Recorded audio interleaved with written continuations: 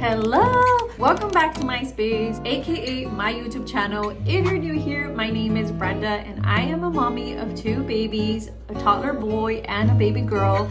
I'm also a wifey. I've been a wifey for a couple years. Anyway, I like to do videos of just different things that are going on in my life. By the title of this video, you already know I'm gonna share my cult experience. Yes, I was in a cult back in 2018. It's been around 6 years. I don't remember 100% everything that happened just because I tried to leave everything behind me. But now that I'm trying to share my story, I want to make sure I tell you guys everything I remember in order to help prevent you from joining a cult like this or this same cult. And also for those who are in this cult, maybe you're watching this video and you're still deciding whether to stay or not, and maybe this is your sign to like run, literally just leave.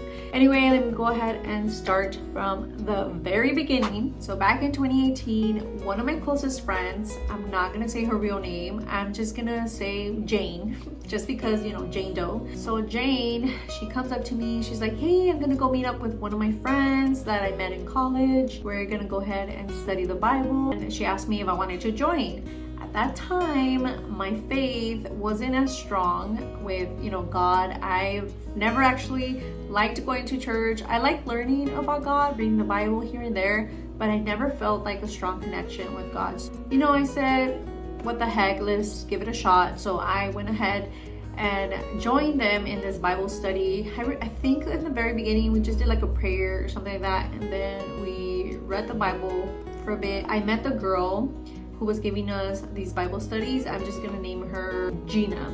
I don't know, that's the first thing that just popped in my mind. And again, I'm just making up names because just for privacy, I don't wanna say their names. Gina is the girl that's giving us a Bible study. So I met her. She seemed pretty cool. I remember her asking me just a few questions on what were like my hobbies, what I like to do, what kind of music I like to listen. She seemed like a nice person, so I was like, okay, I vibe with her. I'll continue taking these Bible studies with her. So we started going into these Bible studies once a week, and we would go to like random cafes like Starbucks. Sometimes we'll go to like McDonald's, boba cafes, just anything you could think of. We just went to like different ones. I was also, you know, trying out different drinks from different places besides, you know, learning more from God. There was nothing controversial or nothing strange about it. So that's what I liked. I was like, okay, I'm learning a lot and nothing seems funky. I remember there was one time where I asked Gina, the teacher, like, hey, like, what's the name of your church or your religion? I remember her telling me like it was a non-denominational. She gave me like some random name, which I don't even remember what she gave me. I just don't remember. But she did not give me the real name of the religion or cult. She just gave me a random name, and I remember just Googling it like right after our little Bible study, and nothing would pop out. There was just, you know, churches have all these different random names like the faith of this, Jesus this, whatever. Nothing in particular would come up. So I was a little like, oh hey, whatever. So I continued with the Bible studies just because I liked what I was learning. Again, nothing seemed suspicious. And then a couple weeks passed, I think maybe a couple months, I don't remember exactly, maybe 3 months or 4 months. Then she went ahead and told Jane and I, which is, you know, my friend and I, hey, so this is pretty much everything I can teach you, but there's other teachers who have more knowledge on the Bible that can teach you in a class setting where other students who are on your same type of level can learn more, you know, about the Word of God.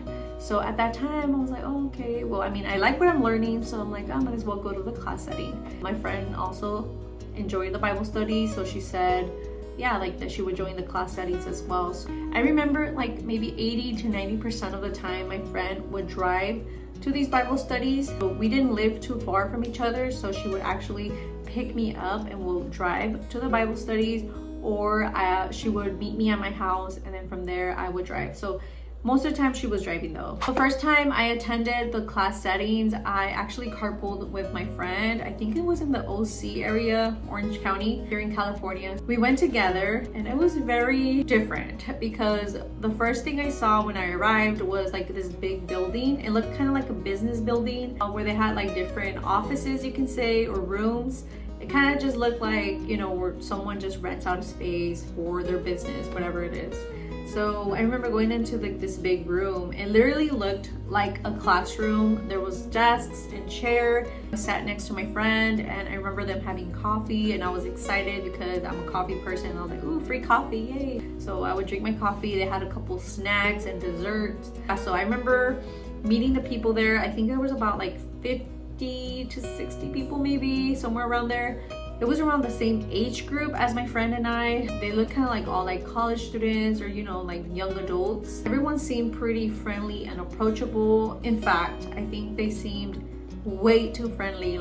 Their niceness was like over the top. I feel like they were literally love bombing you. I felt like, okay, for me, it felt a little bit uncomfortable just because I've always been an introvert. I hate attention, and having all this attention made me a little weird, which I think for other people will make them feel nice, like, ooh, these people are very nice, they're very like love bombing, whatever. They're always smiling like this. It kind of felt like they were robots because they're like, hi, you know, like their smile is just like extra long. So I was just like, oh hi, you know, just kind of like gave them this same type of energy.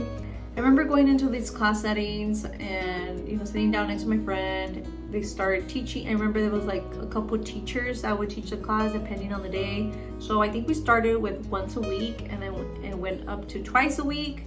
I don't remember if we ended up going 3 times a week, but I do remember going twice a week. I think it was like Monday, Wednesday, Tuesday, Thursday. I don't remember. I started attending these classes. I think it was like an hour, and then it went up to like 2 hours each class.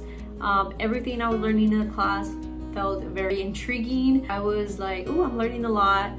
But then I kind of noticed a pattern that was going in the class. Like I felt like they were kind of teaching me the same thing that the first teacher, Gina, was teaching me in the Bible studies in the very beginning.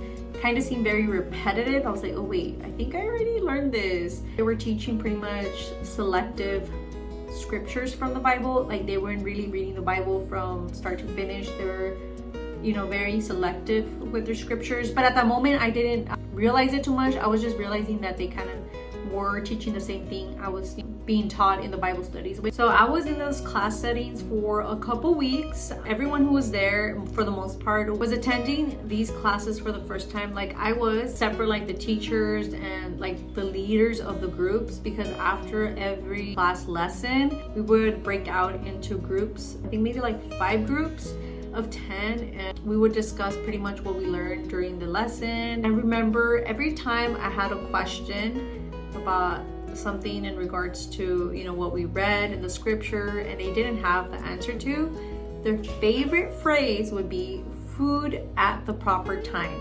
I would just like it so much when they would say that, because I was like, what do you mean like food at the proper time? Like, I want to know now.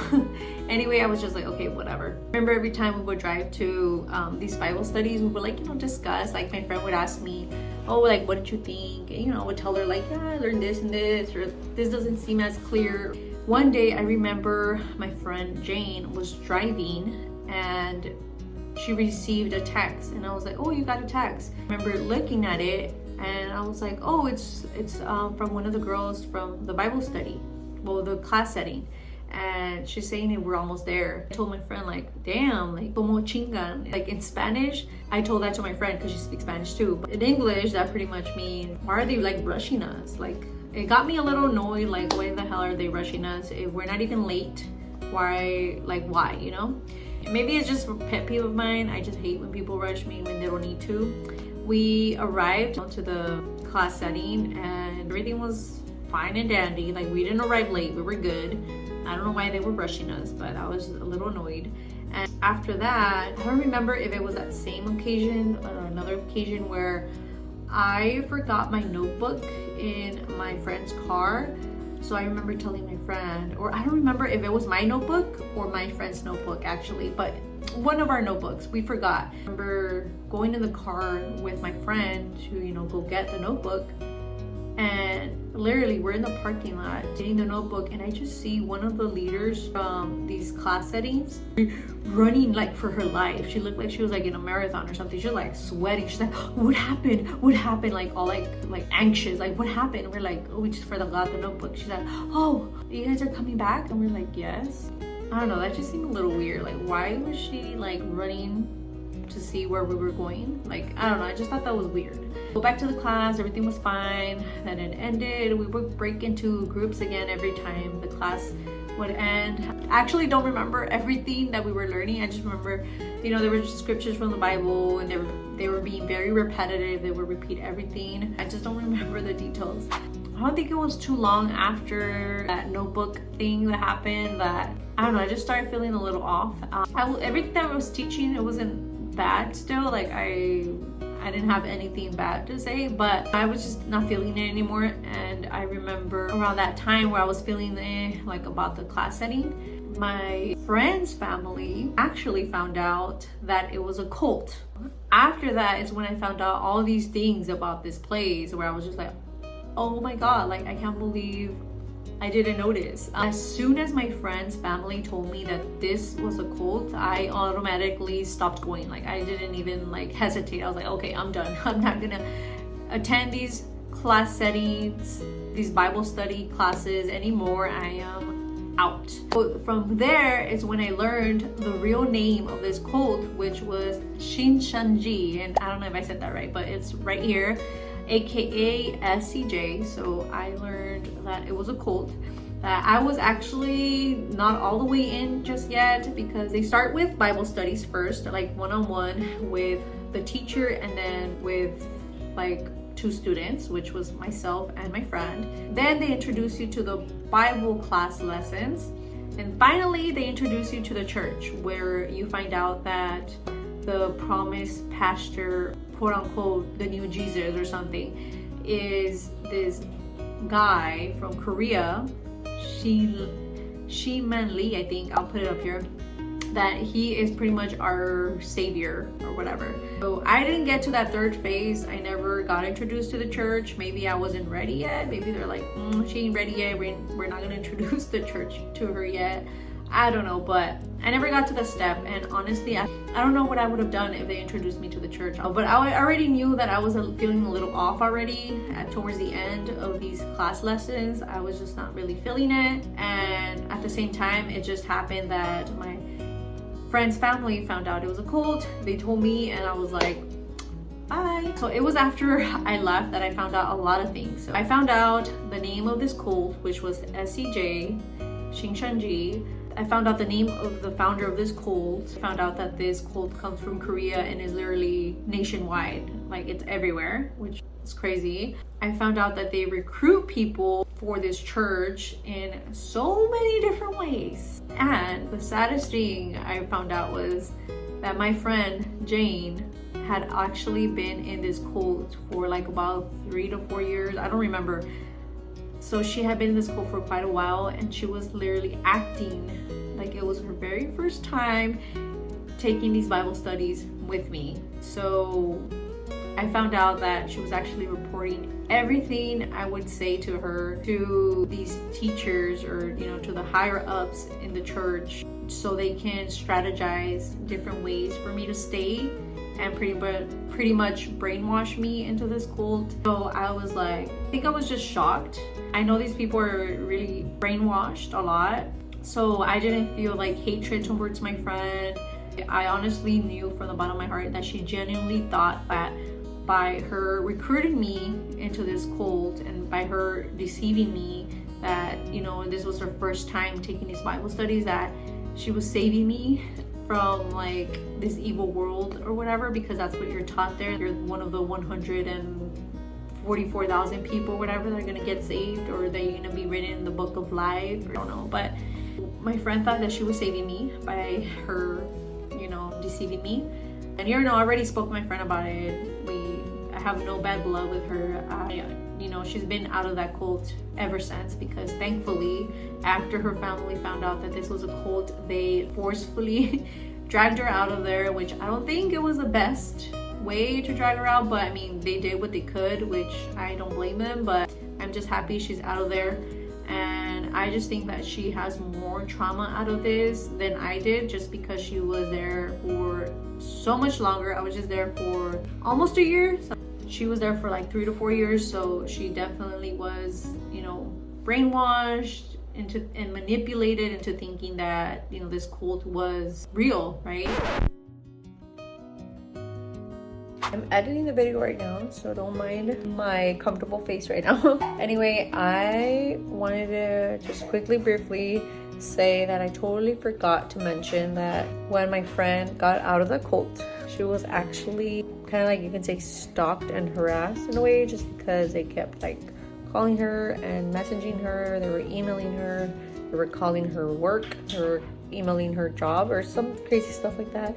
They were even going to her house, and it was just crazy. And I'm just happy she's out of that, and then we're both out of that. And yeah, just wanted to say that real quick. And it's so sad that people use the word of God to manipulate and brainwash people. It just sucks. That's why I'm not ever gonna join a religious group ever in my life. I know that I can have a connection with God in my own house. I can read the Bible in my house. I can read it with my mom, but I am just never gonna join a religious cult ever again, or a religious group. So then after I found out that this was a cult, I also started doing more digging. I started researching, literally putting on Google SCJ cult, Shincheonji cult, and then just a plethora of things would come out of it. So I was just flabbergasted on the amount of things that I found out about this. So not only do they deceive people, but they recruit people in different places. They recruit people at like Walmart. They recruit people at Target. They recruit people on dating apps like Bumble. I don't know what else, but I've heard Bumble for sure. They are just like trying different ways to get at people. And I even heard recently that they infiltrate churches. So they'll go to like Christian churches specifically and like recruit people from there to join their Bible studies, and then from there they do their thing, they manipulate you, they brainwash you, and so on. So I also learned that a friend was actually recruiting people at Target and like Walmart. They approach people like, hey, they'll say something nice like, hey, I like your shirt, and then they'll start conversation from there like, oh, I'm in this Bible study, would you like to join, and blah blah blah. They just are very like smart and manipulative how they recruit people. So just be careful out there, please. Now that my friend's out of this, she got to tell me so many more things about this cult. She told me that yes, that she would recruit people, obviously that she deceived me. Actually, it would take a lot of her time. So maybe almost every day they would not only do Bible studies, they would also go to the class lessons, they would go to their own class lessons, they would do Zoom meetings. They were always reporting like on Telegram, I think they would use, which is like a WhatsApp type of app. I've never used it in my life, but she would tell me this, and that they were always like in contact, like texting either about me, reporting on me, or ways to get me to stay, or like other people too on ways on how to recruit new people. And it was just crazy how much time they were taking out of her, and their family was noticing these changes, and that's when they started finding out that this was a cult. And she would always be like, oh, I'm busy with church. She would leave family functions, or always say that she's busy, and literally this cult was just taking all her time. She was looking very tired, looked like she wasn't eating properly. It was crazy. So that's what they do, that's what cults do. They take time out of you. They try to take all the time that they can from you, like, okay, well, you gotta volunteer to do this, you gotta do this for the church, or else they'll guilt trip you, saying like, oh, if you're not doing this because you don't love God. Or so that's how they manipulate people to throw their time for free to the church. Is crazy. That's pretty much my story. I wish I could have gone deeper on the type of scriptures that we would go into, but I honestly feel like I blocked all of that out of my mind. Oops. All the scriptures that I learned from there, or like their interpretations of what the Bible said, because I just didn't want to like have that in the back of my head. Just make sure that whenever you're joining a Bible study, that it's legit, I guess. In my opinion, I wouldn't join a Bible study ever again with any group. I think I'm just comfortable reading the Bible on my own, doing my research on my own, and reading the Bible with my family, just because that's where I feel at peace. That's where I feel I'm not manipulative or obligated to do anything. I do it at my own time. Also, if a church group or religious group, whatever, are taking up majority of your time, I think that's when it gets like obsessive, and that's a red flag. So when they are distancing you from your loved ones, from your family, your friends. It's a big red flag. So please be super duper careful. I know I was all over the place. I wish I could have given more details, but I'm just sharing what I remember. I'm gonna go ahead and end this video right here. I want to end it with no hay mal que por bien no venga, which that's in Spanish, but in English pretty much means find the silver lining in every situation, especially the negative ones. And I hope to see you on the next video. Bye.